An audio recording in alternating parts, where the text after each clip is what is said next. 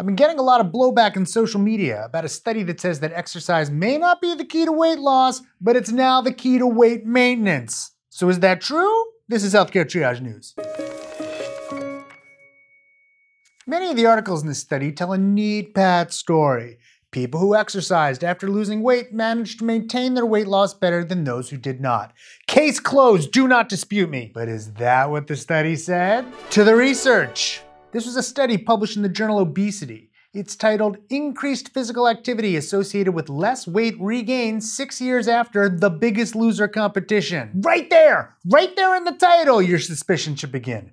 Was this a study of regular people that might generalize to you or me? No! It's a study of contestants from The Biggest Loser. That is a very specific and very different group of people. It's people who lost an enormous amount of weight in a very short period of time by engaging in activity and dietary changes that cannot be replicated in the real world. In fact, I started the episode we did on why exercise isn't the key to weight loss by using The Biggest Loser as a prime example of what not to do. Anyway, it's a study of Biggest Loser contestants.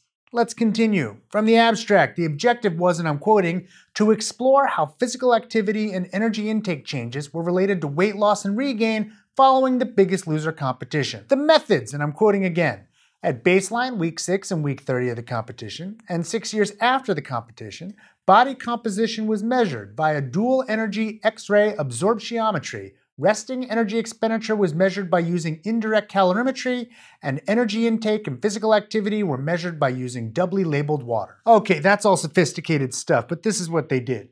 They measured how much people ate, how much they exercised, and basically how their metabolism was working. The results, I'm quoting again, 6 years after the competition, median weight loss in 14 of the Biggest Loser participants was 13%. This is what's known in research terms as a major red flag. This is a study of 14 people, 14, and they're 14 Biggest Loser contestants, and this should be generalized how? The contestants who had a greater weight loss still, about 25%, had increased their physical activity by 160% over baseline. The people who only increased their physical activity by 34% actually gained weight to be 1% heavier than before the competition. I'd argue that just that fact alone should mean that we should maybe take all of the Biggest Loser methodology with a grain of salt, but let's continue. There were 7 regainers who ended up 5 pounds heavier than before the show. There were 7 maintainers who lost 81 pounds on average. Those who exercised at a moderate level for 80 minutes a day or at a vigorous level for 35 minutes a day were more likely to be maintainers. Of course, those amounts are much higher than those advised by any guidelines and studies I know. The researchers believe that those doing lots of exercising are countering their very slowed metabolisms.